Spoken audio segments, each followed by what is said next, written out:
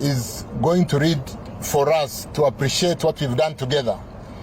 The challenge we have faced over time in our airport from the early days when we wanted to do the Greenfield airport in 2012-2013, and which has not materialized today, and which has become an embarrassment for our country, because we do all agree that we need a new airport, we need a new investment. When visitors arrive during the El Nino, you all appreciate how the whole place was leaking. The facilities that could boost our dimensioned visitors from 4 million to the kind of numbers that we see in other developing economies. Kenya being the anchor state that we are, servicing through the port of Mombasa, the northern corridor servicing Uganda, DRC, Rwanda, Kigali, and the facilities need to be up to be able to stay competitive and remain the kind of anchor state we ought to be. We need the kind of airports we see in developed economies to be able to create the kind of opportunities by attracting more visitors into our country.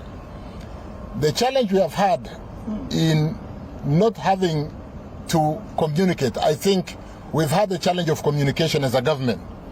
And today and over the past few weeks, we have attempted to communicate.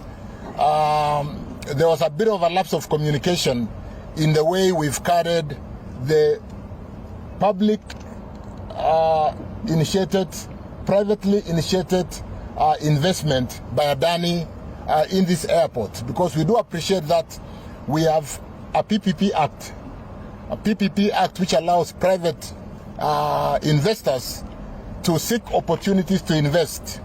And when this is done, we do negotiate on certain parameters. We negotiate on what you might have come to understand as what would be the return on equity we are going to allow them. We negotiate on the debt equity ratio, because ordinarily equity is expensive.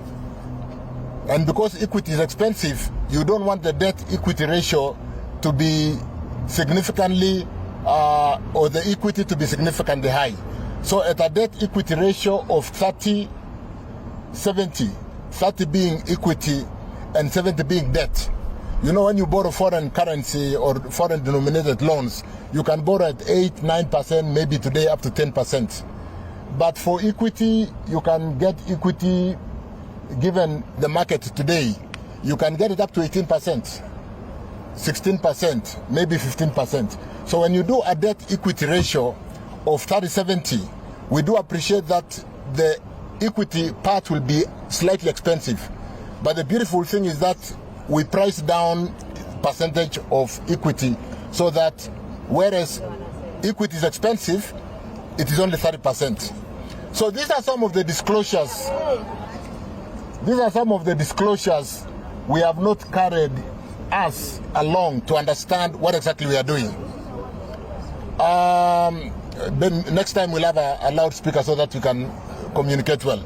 So with the disclosure that we need to make, what kind of timelines are we looking at, so that when the concession agreement is processed through the PPP Act, and there's a very articulate process which will include coming to the board of JKIA, it will include getting the legal opinion from the Attorney General, it will include going to Cabinet,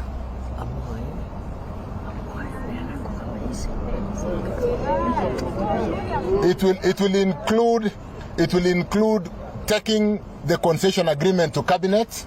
And I want to assure you, Cabinet is here to protect the interests of our Kenyans.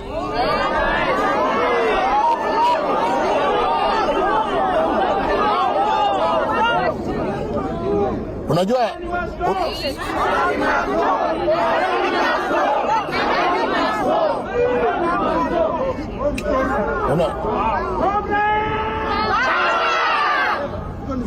hiyo ni sawa, mtanisikiza na nitawasikiza pia, hakuna shida.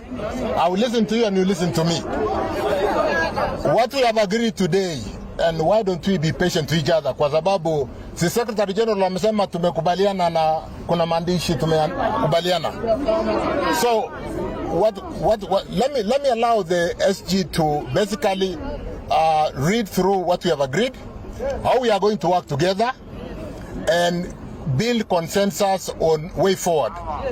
And I don't see any points of divergence if we are talking to each other, if we are communicating. So we have agreed that we'll work with your si pengine Diema, si you are going to represent your members. Ama itakuwa namna gani? Yeah. So I think it is important that we have agreed, we have an agreement on a return to work formula, and I want to invite the Secretary General of KOTU to read to us what we have agreed today. What is very important, and what I want to say from the government position, is that we are also aware that we have been taken to court. This presents a good opportunity to present all the documents to court in a form of a public participation, because maneno ikienda kotini, all the documents will be put out there. And this is part of the communication that will help us as government to continue communicating, continue public participation, and ensure everybody does get what the government is seeking to do, to basically employ the PPP framework to open our infrastructure in roads. I also represent roads. To open our infrastructure in airports, to open our infrastructure in schools for our students, and so on and so forth. So I want to thank you, Brother Atwoli, for being with us this afternoon, for reaching that consensus agreement on a return to work formula. And let me now invite you, sijui kama Diema atasema kidogo, but you can manage the program from there. Asanteni sana. Thank you so much. Yeah.